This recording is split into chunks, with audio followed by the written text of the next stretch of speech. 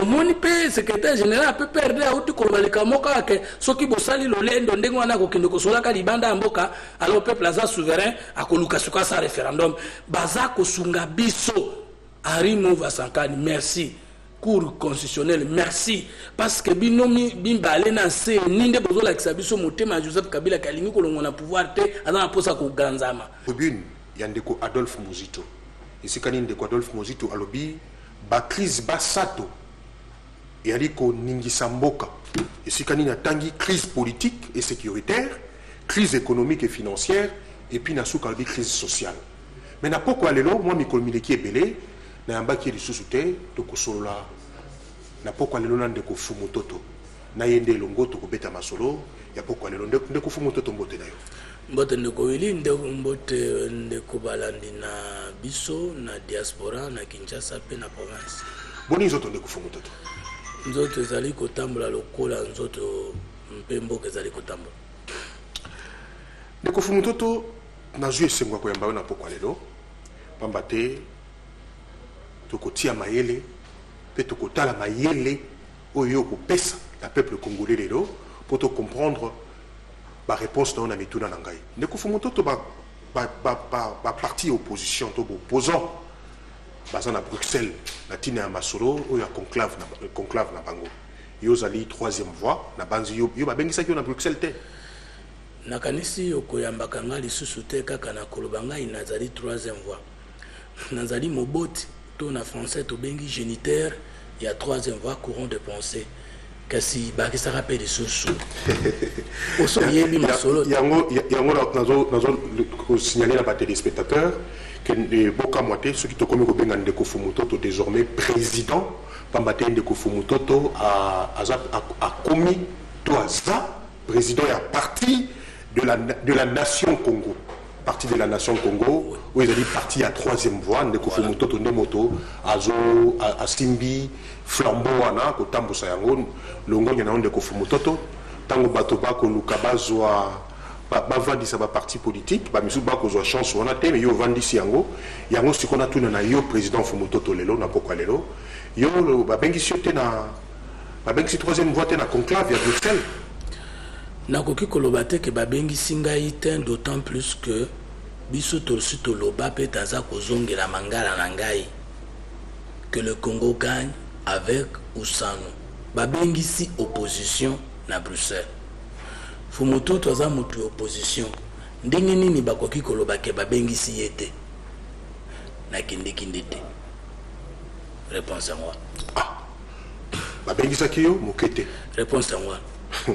ndeko Fumutoto bandeko na Bruxelles bako solo la matali ndenge nini ya kobimisa mboka na crise tozali na yango pambate 2016 yango yo kala mingi te mois de novembre o batuno surtout balobi que mois de novembre manso masuki wana sikawa lelo bandeko baza na conclave ozoka quand même masolo ko bimana conclave ata mwa nungu ezali mais est-ce que elikia na yo ezali pe ke bandeko ya opposition ba trouver consensus sur quoi to lobaka na lopoto c'est-à-dire di banzo ya bango banso evana na kiti bon likambo liboso to koloba ete biso to lobaka boy troisième voie ezana makonzi sambo pe ezape na bibende mitano ya kotonga mboko yango nde kotonga pe partie de la nation Congo to liboke ya libota Congo likonzi ya liboso ali la raison nous sommes une voie de la raison likonzi ya mibale ezali la conscience likonzi ya misato la solidarité likonzi ya mine l'unité likonzi ya mitano le développement et tant que le Congo gagne avec Oussanou peto bakisi mikolo nyonso na lobaka na bino baimboka na ngai bakambi na ngai ya diaspora ya Kinshasa pe ya province mwana musana bino ayebisaka bino ete ce qui nous unit est plus grand que ce qui nous divise. Maintenant tango bandeko ba se déplacer à bakomi na Bruxelles bake kosangana makambo ya mabe ya ko reprocher ezali ebele neti ulie to sulolawa tendance wana ya kusulaka makambo ya mboka libanda ya mboka biso parti de la nation Congo soki tokomi na charisme to kari oyo sekeza nango et que ngai président de la nation Congo naza kobela to nazali na voyage to na promenade na poto soki na monde ete nécessité ya kosola mandeko na ngai ezali même soki ya solo ba partenaire basunginga pona sola bango na ko préférer na lungwa na poto na kende Équateur na kende Sankuru na kende Lomela na kende Kela na kende kosola na bango. Mais ça reproche solution indépendance à Congo ils ont fait la Congo ils ont marqué na Bruxelles. Non, solution indépendance à Congo tika zoma na Bruxelles était parce que tout tika pe kozala indépendante. Parce que to bundi saki mundele po to kitana eto bonga depuis akenda to bonga te. Deuxième chose, na poto en place c'est aussi ça qui ko sala débat pour na poste politique to ndima ki ko ya poto kabola poste na gouvernement ou elandaki. Mettons ba benga biso na table ronde ya mayele ou ba benga économique est-ce que tokende kité te l'économie na biso ezala kati ya ghetto. Deuxième chose makambo mabe ya ko reprocher pe ezali ba politiciens tozana combien de générations na mboka. Tozali d'abord na génération post-coloniale. Oyo bazalaki na tumwa misala tango économie ya mindele zalaki malam yambo ba telemela mindele Paul Lumumba bazalaki chômeur était yamba la politique. Je pense qu'ils ont bazalaki chômeur était yamba la politique. Peut économie ya mboka na tango mindele bazo kamba ezalaki un peu na bosembo. Bango bazali ba opposer lokola bisote parce que yamba comme en opposition bazalaki na ndako bazalaki na terrain preuve ya Patrice Emery Lumumba yangwana na boulevard. Aujourd'hui, on a deuxième génération. Et ça, ba opposant ba outi na Mobutu. Bango nyonso basali na kati ya Mobutu. Ba yembi diale tumba dilanga ye mulupe Mobutu. Ba zui ba ndako, ba zui ba poste, ba bimi. Ba ye. Troisième génération, ezali bato ba outi na Fbel. Ba travailler na musée, ba yeko travailler na Joseph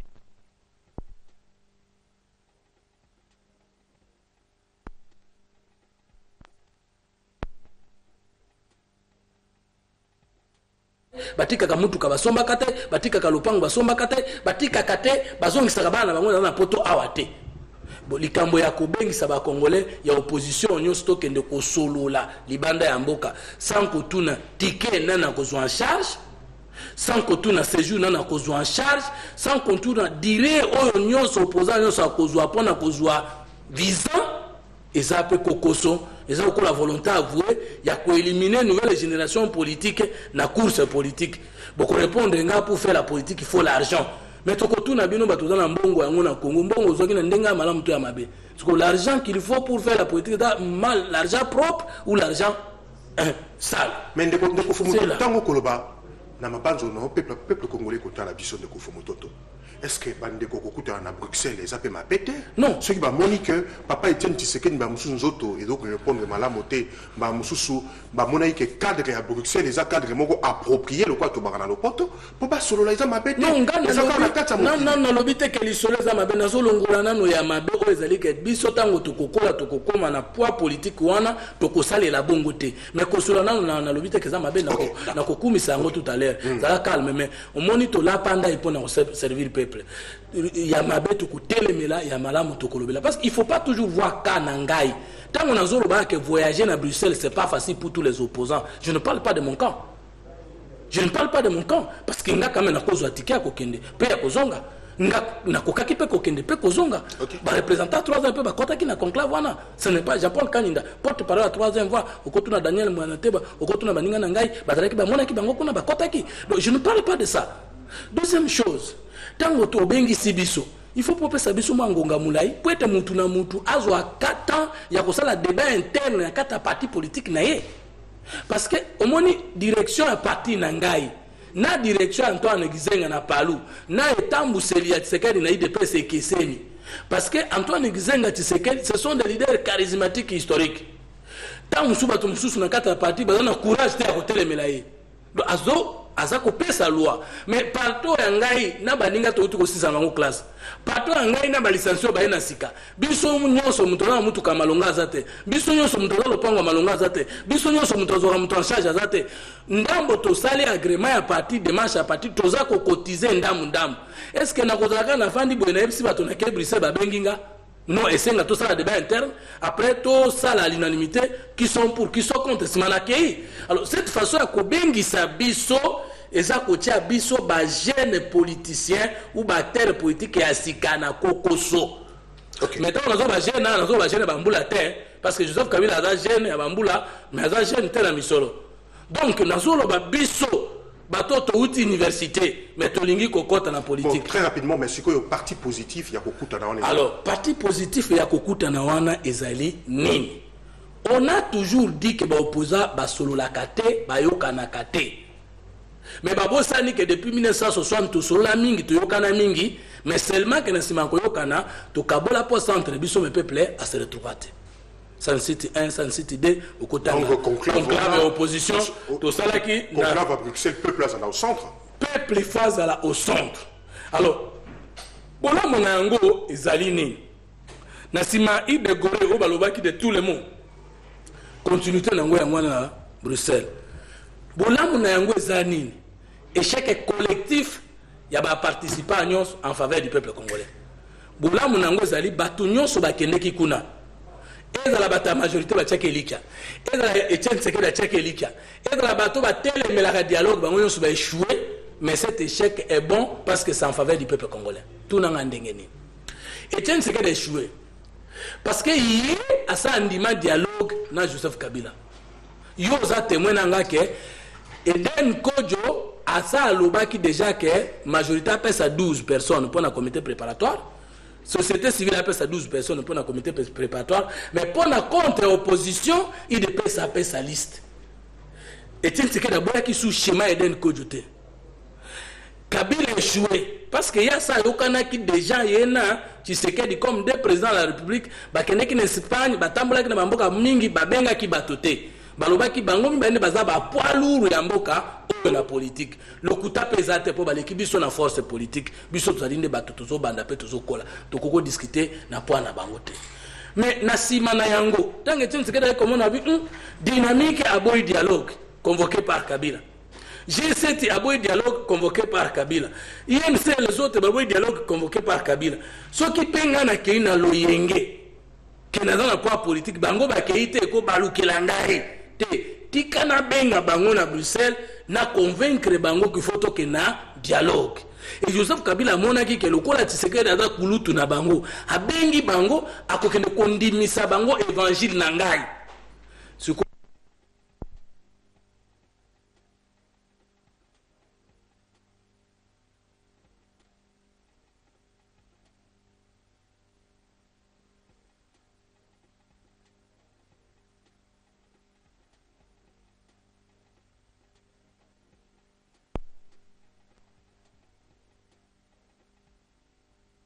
Dialogue était. Au moins était que bandeko balona ki baboy dialogue, bata dynamique na bata conclave ya G7. Belé baboy ki dialogue te baboy ki format dialogue ya ndeko G7 dynamique balobaki balingi dialogue te esengeli Kabila akende. Balai ko taxer biso bato tozolinga dialogue lokola bato to linga to pesa Kabila beki pour à continuer. Maintenant on peut bango échouer bakende ki contre dialogue bazozonga pour le dialogue. Mais si quand on a gagné, Kabila a échoué parce que dialogue n'est pas Tshisekedi et Rosale Manisou souté. Parce que Tshisekedi a bien dit qu'il ne va pas convaincre la logique à dialogue, on a Kabila déjà en avance. Tant que nous avons vu le président Etienne Tshisekedi. Ce qui est un dialogue au Eden Kodjo, alors qu'il n'y a qu'un seul acte convoquant cette ordonnance, ce dialogue, c'est l'ordonnance de Joseph Kabila. En tant que président de la République. Dans l'ordonnance, on a le Joseph Kabila Moutabeng ici yango. Ce qui est un dialogue dans le schéma, il y a cause au-dessus de la mêlée, à Kovanda, à la résolution comme s'il ne faisait pas partie du problème. Donc, dialogue, yozo lingato kende wana pour l'atterrissage à Bruxelles, ok. Et tiens, c'est que du côté on a échoué. Parce que le dialogue toyokani pona kokende sikoyo ezali sous ordonnance à Joseph Kabila te. Combien de dialogue ezali dialogue à résolution du Conseil de sécurité des Nations Unies. Ce qui est bien ami Joseph Kabila na batone sont aussi partie prenante dans le dialogue wana et que la résolution nango est opposable à tout le monde. OK. Est-ce que comprendre ce qu'on a lobby? Bato ali ko boya dialogue ba échoué pour ba kokena dialogue ce ko bandimi. Tu sais qu'il a échoué parce que ça sous schéma na Kabila te. Kabila a échoué parce que ça schéma na sous na sécurité. O ba michaki ba momi balé les poids lourds. Schéma ils allaient avec I En majuscule, ça veut dire inclusif. Il y a toutes les forces politiques et sociales. Donc, nakubi ici, bande konyo so bakendeki na conclave, il y a Bruxelles, ce qui forme bobimisi, il y a monde forte kolandela. Mais ce que ça positionnement qu'on distrait le peuple congolais pour tout ça l'agenda privé, tout ça on a dialogue avec schéma Kabila Tshisekedi, ça serait une trahison, le peuple a kolemba ko bundisa binote. OK. Ndeko Fumuntoto président, il y a PLC parti de la nation Congo. Oui. Napoko lelo batubako yokayo. Mais kasi eloko mususu oyo tokoto tombola na poko lelo ezali 12e tribune ya ndeko Adolphe Muzito pambate ozui mwa moke habitude lokwa babana lopoto ya ko développaka ba tribune ya ndeko Muzito soki ba invité yo na ba plateau. Mais na poko lelo ndeko Muzito abimisi 12e tribune oyo balobeli les trois crises na ba problématique oyo ndeko Muzito ala mosi alobi crise politique et sécuritaire, crise économique et financière et crise sociale. D'abord, dans les maillons de Kofumutoto président, tango tali, il y a 12e tribune de trois crises. Il y a mission à Motomaele, au Moniango Lengeni. Ngana komona ndenge nini ndeko journaliste. Bandaka la na lobaka, bandaka la tolobaka, tozoloba peto kolobaka. Que politique basala la politique te posa na mbongo to tata na atika mapango to atika bandako bazalaka homme politique te posa ka mindiko bomaka bandiko na on se maintenir na pouvoir na makasi politique pesa mina batomi bale pamba bato amayele makasi na bato a moralité makasi donc bata mayele na bata motema malamu o bakoki ko travailler au bénéfice de leur société les lomo qui les lakisi que Adolphe Muzito azali parmi les Congolais intelligents. Pour être ma réflexion, on a eu la première tribune, la 12e tribune, et puis si pensa ba jeune espoir que batebele bayaki na politique bolumbu mutakala. Ça veut dire bazaki na mabanzu te, bazaki na makanicité. Biso to timbela ngo kala to comprendre que politique ba patron des armes, patron des finances et des banques. Et que souka mukolo peuple a kozwa responsabilité na ye en tant qu'acteur politique pour na koyeba kopona nani azana vision a bien nani azana parcours a bien nani azana projet de société a bien Adolphe Muzito suko musa zo sala lo zanini likambo ebimi tona ne bimite ye abimisi yango na style provocateur réaliste et profond. La RDC 2 points les trois crises. Crise politique à côté na makanisi na biso ba opposant lobi biso toza makamu misato crise politique oyo uti kaka na élection à 2011 mais si kawe yoko uta makasi biso ba opposant ndenge ya lobi tozo suspecter Kabila na batoni na makamu misato mbongo ezangi te mais baboyi kobongisa kobomba misolo pona kobongisa maponami po banganza mala bokonzi eloko nini elakisi ke Adolphe Muzito azana liso akomona position na biso opposition po ete ya solo mbongo bazo dépenser pona makambo etiamaki na molongo te ba avion ba immeuble intelligent consort ekoki na mutuya otozo senga pona makambo eleki na mutuya, ça veut dire bobangi ya peuple ya constitution pe bobongisa ba élection. Ya bimisi lisusu eto zali koboya kokena dialogue po ete yango pe kokozala moyen ya Kabila obtenir 3e mandat na ye na kati ya ba institution. Yango wana biso tozali koboya dialogue wana mais asuki wana te alobi ke omoni pe secrétaire général pe perdre auti kobalika moka ke soki bosali lolendo ndenge wana kokende kosolaka libanda ya mboka alors peuple aza souverain akoluka suka sa référendum baza kosunga biso. Henri Mouva Sankani, merci. Cour constitutionnelle, merci. Parce que binomi bimbale na se ninde bozola kisabiso motema Joseph Kabila kalingi kolongo na pouvoir te ana posa ko ganzama. Et wana peuple azozwa. Et on peine de Kabila ebisi binote? Papa. Ba soki ngando azobela otuna nani? Otuna esute parce que azobela. Soit tuna mwasina, soit tuna Kaima, ayebisa yo. Joseph Kabila ne balobaki initiateur ya PPRD.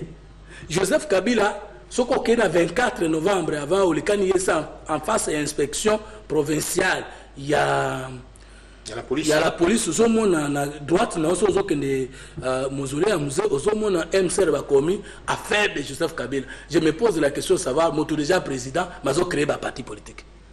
Alors qu'Artic a construit le but que non, bateau, bazar, kokamba, bakoki kozatela ba fonction na kati ba parti politique. Tous ont la crise politique. Siko tanga pesi crise politique wana apesi siko makambo nini ekoki kolobama pe kobima na crise politique wana. Nde onde ko mozito abengi ba scénario. Abengi siko scénario bibo. Na ndingi makambo ikei soki élection est salémité dans les délais constitutionnels. La première possibilité, c'est que pouvoir oyo et kokoba na kukamba mboka kino libanda ya institution. Deuxième possibilité, il y a fungulete bako vendre l'interprétation oyo cour constitutionnel apesa ki mpona yetali bo vandi na bango na pouvoir. Asuki wana te soki kasi bayokani te bakobi kokoma na gouvernement d'union nationale baloba boy ba élection ko sala mesu dans les délais te kasi na mwa mikolo ngana kolekisa likolo ya ndelo ya constitution ba ya société civile baya ba ya opposition baya biso majorité to sangisa to sala gouvernement abomoko Adolphe Muzito abibo ezali mabete pona cohésion wana mais ko violer constitution ya mboka atsuki kaka wana te alobi kasi soki eza bongo te eloko nini ekosalema ekoki kosalema peke peuple pasiliki te tokolinga te mobeko ya mboka esakana mandenge wana tokei directement na soulèvement populaire. Donc Fumutoto, pardon, maintenant au la premier scénario, il y a crise sécuritaire, plutôt crise politique et sécuritaire où Adolphe Muzito na mabanzo maye otokotanga maye maye. Mais on dirait quelque part, Batoba, comme on appelle que Adolphe Muzito, quand on a simbi opposition dans le boko, a simbi majorité dans le boko, allié ce qu'on a katikati, et à mon cas, on a penchant côté opposition, et à mon cas, il y a tengami côté majorité, Batoba, comme on appelle clarté dans Katia, 12e tribunal. Et là, pour on est ezangaki na Congo. Pourquoi Batoba le bananga ke ba position na ngaité? Pour bango zaki na ba position ya mabe sur le Congo. Ya koloba ke na za mutu opposition, nyonso majorité zo sala eza mabe. Quand on appelle les sous que la majorité, nous sommes opposition aux mabe. Mais il a maillot là tiwana. To balabalo kabila tongi. Eza ya opposition à majorité to ya ba voiture nous peut accorder. So ko moni mutu atei ndenge muzutu atei wana elingi koloba alongwe na sentiment amati na raison. Parce que la raison n'a pas de couleur partisane. Je crois que le problème est à Congo. Eza au-delà ya ba querelle entre opposition et pouvoir. Je crois que le problème est à Congo, il faut tout ça remise en question collective. Il faut que s'apprécier et si Kaza Malam peut se condamner pour même moment si Kaza dit ma bé. Ne analyse ouana ezakubala na lulenga ko sala 3e voie plus le monde en Malam. Donc Adolphe Muzito na 12e tribune naie, il y a là ici lolenge nini makambo ko koleka apesi ba fait dans le pototo ko bengango hypothèse. Hypothèse de façon que Batoba comprendre que ceux qui sont boité, Batoba qui dialogue te o nebu ko salama. Ceux qui ont salami te o nebu ko salama. Mais ce qu'on découvre Fumutoto, tango toko tanga toko parcourir 12e tribune de Muzito, solution ya malamu pour na yo président, ya parti politique ou to bengi awa parti de la nation Congo. Ezanini. Solution à malamu ezali ndenge alobi que ce qui to sali gouvernement d'union nationale et que gouvernement wana ezali te na mibeko ya constitution tinda yango. Tinda nini to kosala gouvernement mais constitution to violer. Solution à malamu ezali que il n'y a qu'une seule possibilité, c'est d'organiser les élections dans le délai. Et je vais ajouter les dialogues et les élections dans le délai. Ndenge to lobby to bande konabiso bazaki kuna na conclave à Bruxelles balobi soki bakosalela yango to na loba soki to kosalela yango kosolola ezali mabete mais lisolo nyonso to kosolola eza na likolo moko to na pouvoir moko te sur la constitution et puis na ningi na loba no Willy il faut boyeba que depuis 1885 til est soki parti na biso parti de la 3e voie et s'aligner na 3e opposition. Pourquoi? Parce que tous les 3 pouvoirs que nous avons connus au Congo n'ont pas respecté les peuples congolais. En 1885, tina 1908 eza Léopold D mutazui pouvoir tant azui pouvoir a honoré qui peuple congolais parce que tant balobi était indépendant du Congo et dans que indépendance c'est pas mutuna puissance sur peut quoi na quoi ko ça commerce ndenge alingi na Congo. Le peuple lui-même était sous la colonisation. De 1908 tina 1960 Belgique est commis Colo Congo. Peuple congolais na l'état bakoti na colonisation na occupation. Na 1960 tokei na ba élection générale. Kasavubu ya kozala président à Congo azwaki ba élection nyonso te. Kata ya Lumumba kizenga les autres et le kaki ezalaki na 51% na ba élection wana. Donc même Kasavubu il n'a jamais été élu par le peuple. Il a eu le pouvoir contre la volonté du peuple, moyennant les arrangements politiques. Parce qu'il y a avec la popularité, avec la majorité, n'engeni ni dans le Parlement va voter s'il n'y a pas eu des arrangements politiques contre la volonté populaire. S'il vous plaît. Mais que Kassavou va exercer un pouvoir au Congo contre la volonté populaire. Et que Kassavou est le plus grand président de la République qui a violé la Constitution. Tangoye a dissoudre le Parlement élu peut remplacer la Constitution de Louabourg. C'est que pouvoir la Constitution, il y a Kassavou qui pouvoir contre le peuple. Comme Kassavou a qui pouvoir dans le peuple était, moyen zone qui s'en le peuple exacté. Donc pouvoir, il faut zone encore dans le peuple. Voilà. Okay. Deuxième chose là. Très rapidement. Parce que nous appelle ça aussi le péché originel. Deuxième chose, tant que tu si Mobutu anéantir, d'abord au moins Kassavou anéantir le choix populaire. Pas les arrangements, c'est-à-dire avec l'élite politique et la communauté internationale comme chef de l'État. La même chose, anéantir Lumumba qui avait le choix du peuple qui devait être chef de l'État ou premier ministre populaire, anéantir les autres, anéantir Bango jusqu'à ce que Mobutu, par les arrangements politiques et les intrigues, a comme président de la République. Mouzi et Pétangaye, au lieu de la partie politique populaire à côté du peuple, Azur rébellion par les armes, les Ougandais, les Rwandais, quand ils ont le pouvoir contre le peuple. Moi, je ne sais pas le peuple, ils ont supprimé la partie politique. Joseph Kabila a fait Simaya Bango, Kobomatata Naye. Adi ennemi ya République babomi tata na ye yepe akitani tata na ye tango ye akitani tata na ye muze ye pas zwaki pouvoir na peuple te azaki na parti politique te asala débat politique te asala déclaration politique te et komi na 2006 a doublé mandat na 2011 a doublé mandat et komi asili sangonga na ye azongisa pouvoir de peuple moko alobi oh nazwaki pa na bango te na kozongisa yango pe ndenge nini. Voilà, depuis 1885 azwaki pa na bango na 2006 azwi pa na bango na 2011 kana il est clair na 2006 élection salama ndeko Joseph Kabila président de la République 2011 ndeko Joseph Kabila président de la République bondima oui bino la journée sobotika biloko wana c'est comme si tobetaka lisolo ya Congo comme bino ba congolais te. Joseph Kabila a été proclamé vainqueur d'élection en 2006 au milieu des chars. Vous savez ça? Abe malumana kotaka na machara pour akende koloba victoire de Joseph Kabila. Bitume maki awa Jean-Pierre Bomba le wapi. So l'élection est bien. Deux, même ce qu'a gagné qui acceptons. Mais il y a déjà président, c'est lui-même qui organise ces élections. Mais est-ce que pour nous combattre pour la première fois dans le fauteuil du présidentiel, il y a de la qui a politique à l'amboko. À ça qui n'est pas contradictoire dans l'amboko. Non, il y a un projet de société. Il est déjà au pouvoir, il organise sa propre victoire comme tous les présidents africains. Tant que comme en 2011, comme il a encore un mandat constitutionnel, il n'a pas hésité de mobiliser les finances pour organiser l'élection. Mais tant qu'il y a comme il y a sa pouvoir à Mitunimo, et où il y a alors on a opposants, on a un dialogue pour Nassala Nangwa arrangement, c'est maintenir. La PC analyse congolais soit vérifiée. Parce qu'elle ne peut remettre l'eau Kagamoto et Bessikazwaki. Le rôle à tous les présidents que nous avons connus, ils vont pouvoir ne pas peuple et comment Koyoka sonne que c'est pas peuple pouvoir n'en écouter pas la montée dans zone c'est pas la montée. La solution les lots, arrangement politique à dialogue, et ça a faiblesse na biso.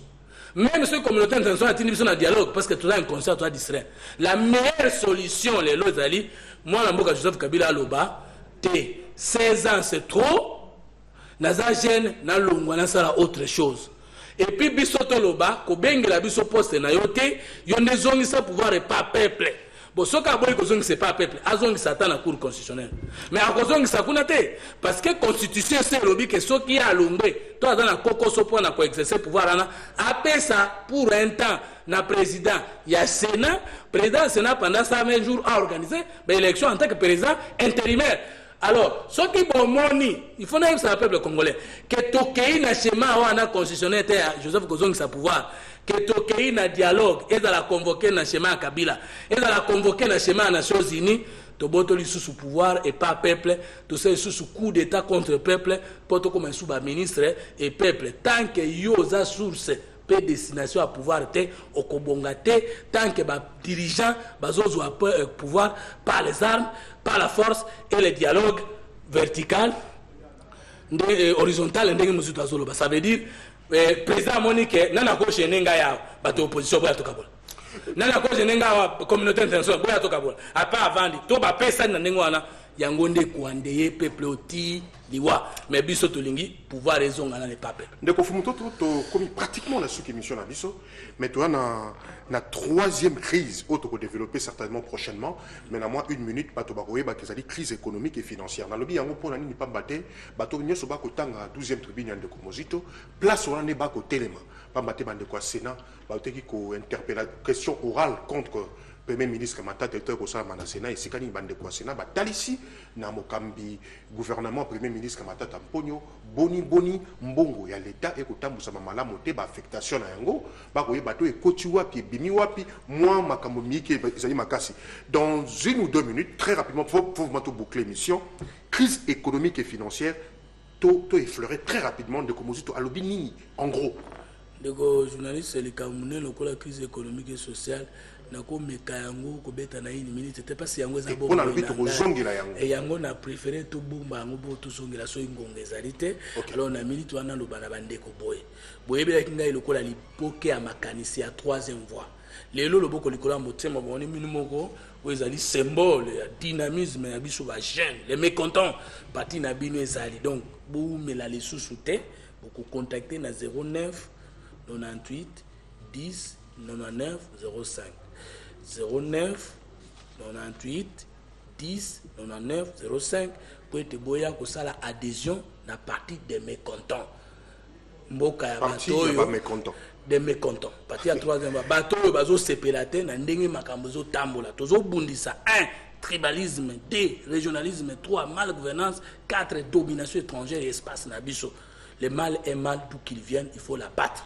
Donc voilà un peu bande konangai na nyoko mbino mingi pona bino pour sanga chance pour tout l'axaké parti wana et pour na sa peuple dignité. Merci président Fumutoto na bandeli président Fumutoto désormais azali président il y a parti de la nation Congo. Président merci na toko koba semaine prochaine toko tala nini toko sala na bato programme poto lobela crise économique et financière, la crise sociale, pambaté, il y a un des peuples congolais à cause des années, il y a 12e tribune, il y a Ndeko Adolphe Mozito. Bandeko balandi émission, Bosolo pe bosse monapoko les autres communes à souka émission, totombe libino poko ela mo pa ibozali to pesi merci na équipe technique na biso, ou eta musa ki na Ndeko Titi, merci na Ndeko Jires, merci na Ndeko Sele, totondi bino botoni Ndeko Fumutoto, botondi penayo. Ah, bakoni na ngai pe botoni pe na bino, moi msana bino apesi mino.